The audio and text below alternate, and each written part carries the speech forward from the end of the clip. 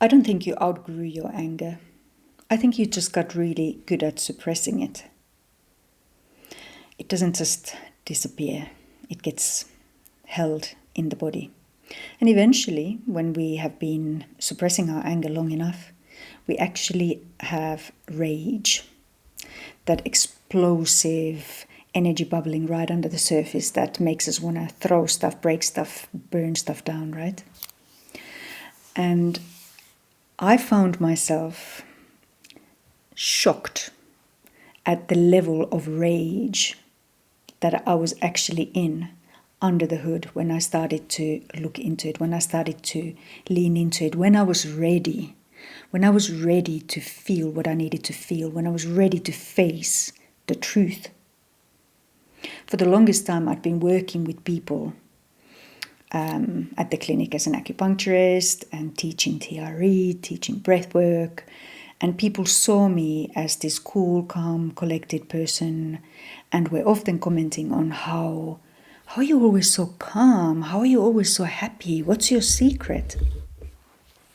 And my secret was that I was suppressing it. My secret was that I didn't admit how full of anger I was, that I was raging, until one day I had to. Because nothing felt good anymore. You see, we can't dial down anger only. We dial down the joy too.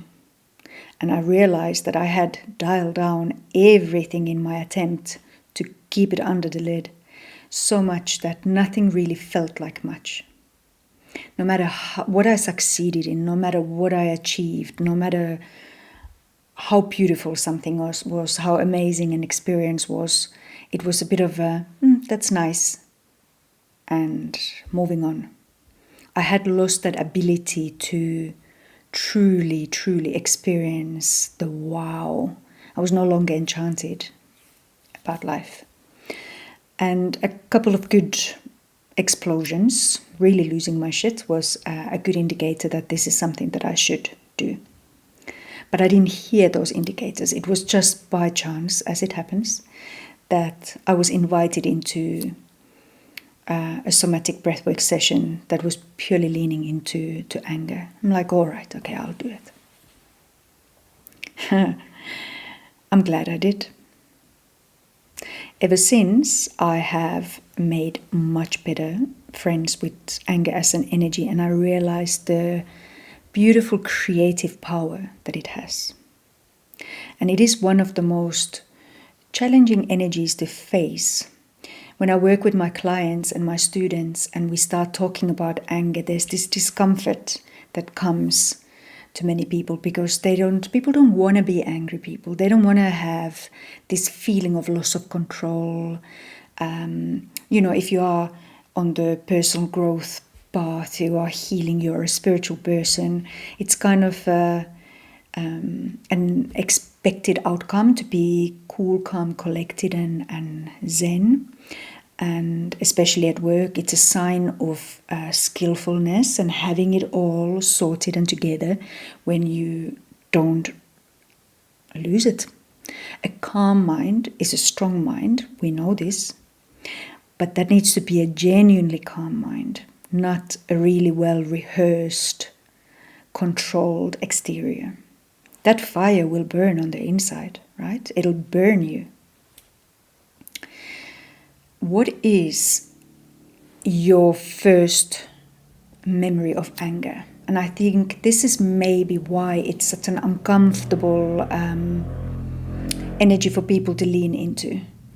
If you remember being a child, a very small person with a really big angry person that you're facing, it's damn scary, right? It's frightening, threatening, and you don't think, wow, that person is powerful, experiencing a powerful energy moving through them. You're like, holy crap. Also, as a young person, not many, especially, my generation or maybe before as well, there was no space really made for getting angry. It wasn't a welcomed energy or something that we consciously worked with to learn to accept as fuel, as a normal, natural human emotion. It was always, calm down, control yourself, you gotta be a good person, a good girl, anger it just didn't fit. So now when I work with middle-aged, ambitious people that have managed to reach a level in their life, but they don't feel too great about it, so they don't feel the satisfaction or the gratitude, or they are constantly feeling this ball of rage or tension in them, and I suggest that we should start leaning into anger and work with anger. I understand why it's, this is uncomfortable. This is uncomfortable. But you got to get ready. When you really want to heal and grow to become truly you, authentically you, accept all of you, it is important to get ready to feel what you need to feel. It's just energy in the body. For now, if you wanted to do something today to start to explore what anger is for you, in you, there is a really easy, useful tool that you could do and take on right now. It's one of the early tools that I used to start getting to know my anger before I really even admitted that I was raging. It's to normalize that everything has a flip side, right? So I took all the things that I loved most about my life and appreciated, that I was grateful for, listed them, and then started to look at the flip side. You see, a part of your mind, part of your brain is always like a 2-year-old tantruming. Whenever you're feeling limited, held back, incapable, incompetent, your resources are being drained, whatever it is, there's a part of you that will have a tantrum. Easy example, a child, a small young child. I wanted this baby so badly, worked really hard, went through a lot of different stages and many losses before this child was in my arms. I want nothing more than this beautiful, beautiful human that I'm so truly grateful for and love with all of my heart. Now, what is the flip side? I don't get to sleep through the night anymore. My resources on all levels are being split into 2. I have to say no to a whole bunch of all that stuff that I used to really love doing. And so it goes.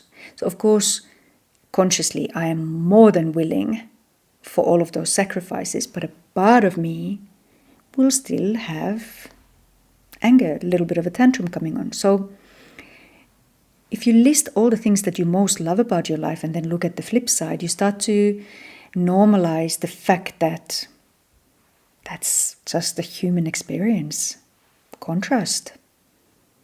And feeling this or feeling that is all fine. We try and find our way to the middle, where we can hold both ends of the stick as a truth and operate somewhere in the middle ground. Maybe using this technique, a bit of journaling, a bit of writing, can just start to make it easier to acknowledge anger as an energy. The rage, though, if you've got a buildup of rage, you're going to need to find a way to get that out of your body.